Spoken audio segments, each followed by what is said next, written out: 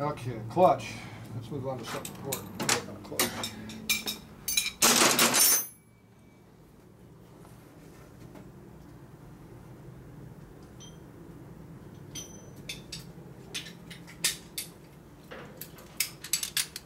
Okay, so get my special tool here to take that tight nut off. Technically, I think it's a bolt, not a nut, but definitely not tight. Is this one any tighter? Probably not.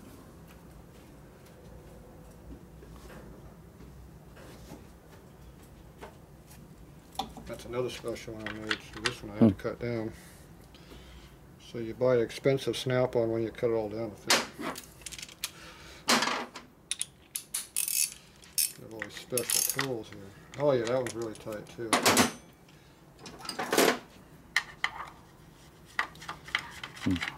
All right. Sounds loose? It is loose. So you're supposed to have 3/8 to 1/2 inch. Wow. You got over 3/4 of an inch. Any oil in there? Can't really tell. Can't see down there far enough to tell. Yeah, we hope there's oil in it. Alright, so another 500 miles, you probably have to pull this whole primary cover off and adjust those. Okay. Okay, the clutch is right here. Is right here. Okay, we got a couple things going on. We got free play here for the cable.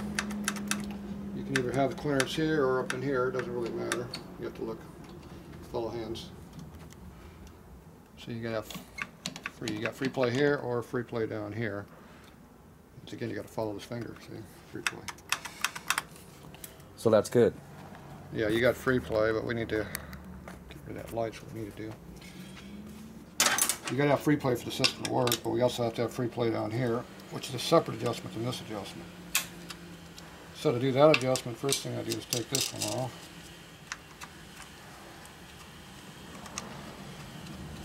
Screw this in a little bit. And that gets us free play here, but see, we have no free play here. See, this should be rattling right now. It's not. See how tight that is? So there's no free play. Free play. Free play. Wow, that timing chain is loose. Primary chain. Huh? Primary chain, excuse me, primary chain. That has a tensioner on it, doesn't it, Pedro? It has a fixed shoe that you adjust up and down, and you have to pull the primary cover off to adjust it. So it's not something you can just do by yourself.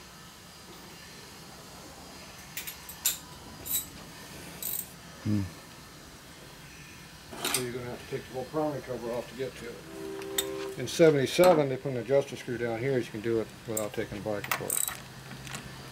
Okay, so right now the screwdriver slot is right here straight, more or less. So you got a reference point to where it's at. Pop that off. Okay, now you take the nut, put a little free play in. You had that much free play because it went in that much further. See. If you give it a little more free play than that,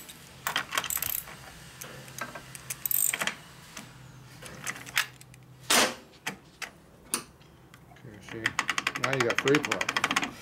I see. So that gives you some room for the clutch plates to wear and pull in and still have some free play. So your new clutch, which is probably a new clutch, it might have had free play like this when you started, but after riding it for 150 miles, you said, it was all gone. So you got to put it back in. And I said, that is different than here. Okay, now once you get that set, then you come up here and put your free play, get this free play adjusted for your lever. Now you can have all the free play you want up here, you can still burn the clutch up, because we were getting pretty close to starting to smoke that clutch. And that was one of the problems you had before, I think you talked about, wasn't it? Yeah. Okay.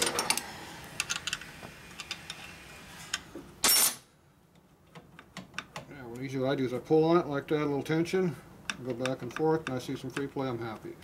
You can go up here and play around up here, and you can look at your gap up here if you want. But anyway, you do it. And you pull it back and forth to make sure it works. Now if you hear a click at the end of your travel, there's a ball and ramp mechanism in over here, and if you hear a click, that means the ball came out the top of the ramp. So what you do is you go back and give it some more free play in here. Or take out, no, you take out free play. You got too much in there because it's too far up the ramp before it starts. So you have to take out some free play. Now I gave it about 1/3 of a turn of free play. See, it's actually it's almost a half because it was right here tight. So I'm back to here. It's almost half a turn. If you go a 3/4 of a turn, it'd probably pop out the ramp. If you give it a full turn, you would definitely come out the ramp. So anywhere from 1/4 to half will work. It's just you gotta make sure you got something. Like I said, up here, once you get this adjusted here, you got that. Now from here, you can adjust this to where you want the clutch to work. If the clutch is releasing, then you can go in here and you can play where you want to let out. If the clutch isn't releasing very well, you're going to have as max and take out as much of this as you can. You can actually take all of that out, but you got to keep an eye on it. You will burn the clutch up. Okay. It seems like a lot though, out that far for a new clutch, no? That's how the cable's made. Okay, so after you get that done, then you go and put the plugs in here. And tighten them up so they don't fall off. I don't have a special tool. Oh well. You want it to fall out? Or you No, want I don't want it to fall out. I'll figure it out. Figure it out? Okay. Yes. Good. This is a big screwdriver. Yes. You can take a piece of key stock and weld it to the end of a big screwdriver, or to like a 3/8 extension or a 1/2 inch extension.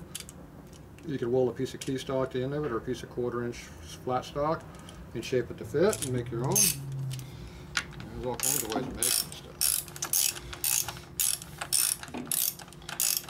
But whatever you do, you don't want to leave it loose where it falls off. Falling off is not good. Okay, so that's our initial clutch adjustment, and then we'll play with that once we get the bike started here a little bit. Okay, now I think we got everything done that we need to do to start the bike. I'll start looking back on the carburetor again.